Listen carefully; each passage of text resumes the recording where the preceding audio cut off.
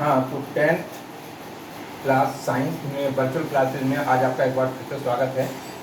आज हम आपको बता रहे हैं प्रकाश के बारे में। आपको हमने 9th क्लास में तरंग के बारे में बताया था और उस समय हमने चर्चा की थी तरंग के वेग के बारे में, तरंग की आवृत्ति के बारे में, तरंग की तरंगदैर्घ्य के बारे में। अब हम उस तरंग की बात नहीं करेंगे, केवल उन टर्म्स का उपयोग इस चैप्टर को पढ़ाते समय करेंगे। आप सभी जानते हैं प्रकाश एक प्रकार की ऊर्जा है। प्रकाश एक प्रकार की ऊर्जा है जो हमें देखने में सहायक है, जो हमारे नेत्रों को संवेदित करती है। बिना प्रकाश के हम इस दुनिया को नहीं देख सकते। इस दुनिया को अगर हमें देखना है तो प्रकाश बहुत अधिक जरूरी है। अब प्रश्न उठता है, ये प्रकाश आता कहाँ से? इस संबंध में आपको मैं बताऊं, हमारे पास दो प्रकार की वस्तुएं होती हैं। एक प्रकाश उत्पन्न करके देने वाली और एक दूसरों से के प्रकाश से प्रकाशित होने वाली वस्तुएं। तो ऐसी वस्तुएं जो स्वयं अपने ही प्रकाश से प्रकाशित होती हैं, अर्थात दीप्तिमान होती हैं, उनको दीप्त वस्तुएं या प्रदीप्त वस्तुएं या ल्यूमिनस ऑब्जेक्ट्स कहा जाता है। जैसे कि सूर्य, जलता हुआ बल्ब, जलती हुई मोमबत्ती, जलता हुआ लैंप, ये सभी दीप्त वस्तुएं हैं।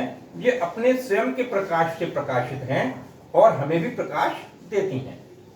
और दूसरी तरीके की वो वस्तुएं हैं जिनमें अपना प्रकाश नहीं होता, लेकिन दूसरों के प्रकाश से प्रकाशित होती हैं।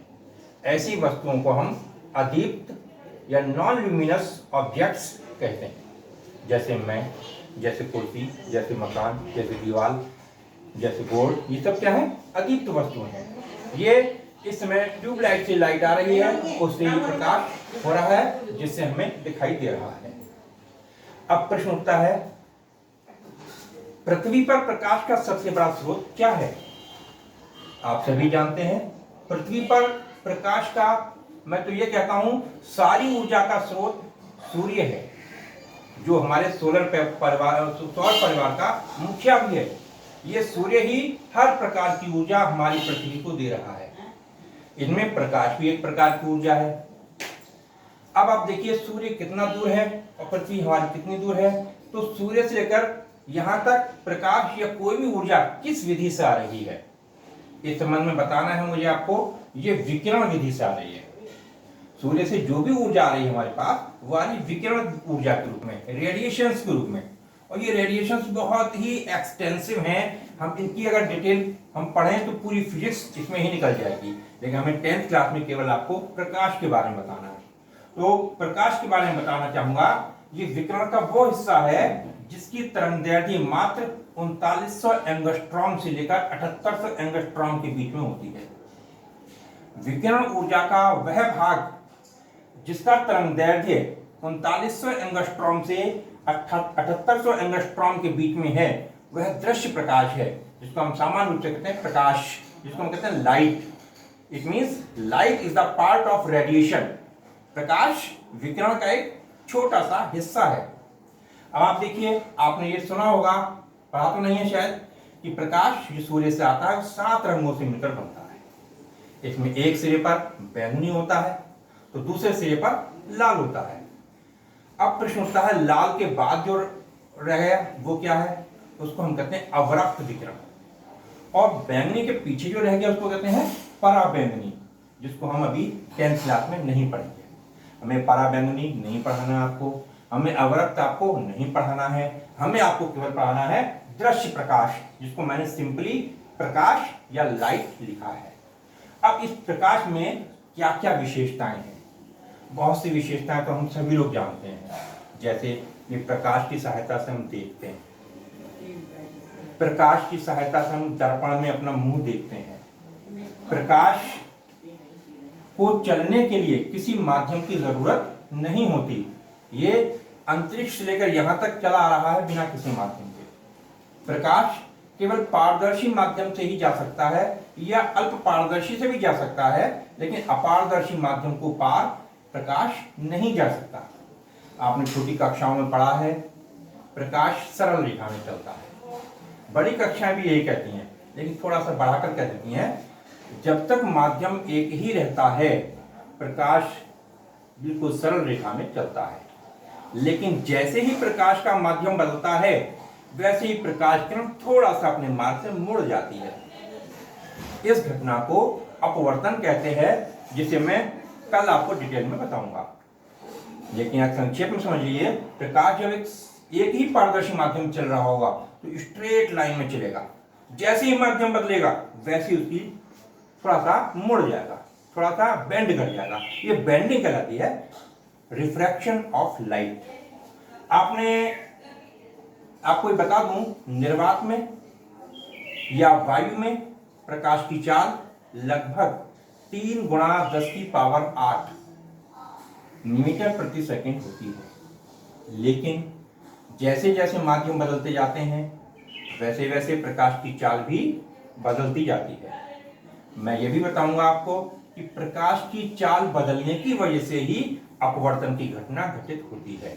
जैसे हमें डिटेल में पढ़ना है, लेंस के जब हम चैप्टर पढ़ेंगे आपको उसमें बताएंगे।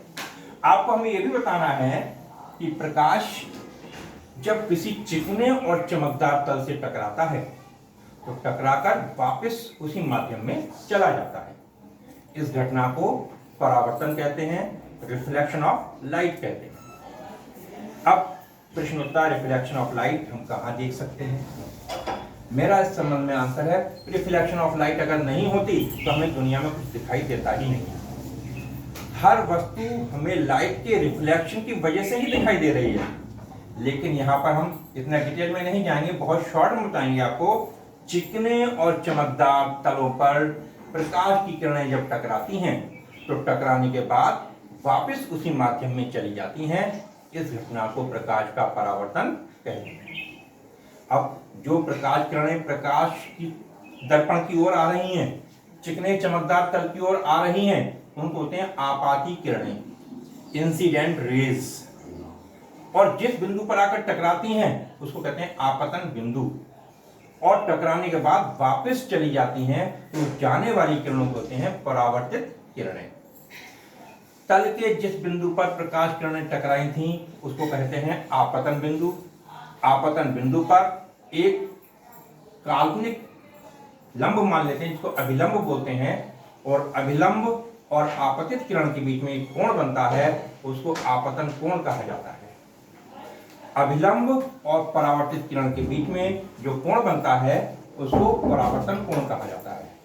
जब हम 10th क्लास में परावर्तन को पढ़ते हैं जिसको कहते हैं रेगुलर रिफ्लेक्शन, तो उस केस में हमेशा आपतन कोण का मान परावर्तन कोण के मान के बराबर होता है। और दूसरी बात यह है कि आपाती किरण, अभिलंब और परावर्तित किरण तीनों एक ही तल में रहते हैं। अब मैंने अभी समतल दर्पण की बात आपसे की, तो पहले मैं बताऊं दर्पण होता क्या है। दर्पण को उर्दू में आईना कहते हैं और इंग्लिश में मिरर होते हैं। दर्पण जो होते हैं ये प्रायः पारदर्शी वस्तुओं से बनाए जाते हैं। इसके एक तल पर चांदी या चांदी जैसी किसी दूसरी वस्तु का एक पॉलिश कर दी जाती है। तो जिस तल पर पॉलिश कर दी जाती है उसको पॉलिशदार तल कहा जाता है, और उसके दूसरे तल को परावर्तक तल कहा जाता है। हम प्रतिबिंब देखते हैं परावर्तक तल के द्वारा। जिस तल पर पॉलिश होती है उधर से नहीं देखते, बल्कि जिधर पॉलिश नहीं है, जो चमकदार तल है, वहां पर हम वस्तु सामने रखेंगे तो हमें प्रतिबिंब दिखाई देगा। अब जिस वस्तु को कहते हैं बिंब और जो हमें दर्पण में दिखाई देता है उसको होते हैं प्रतिबिंब।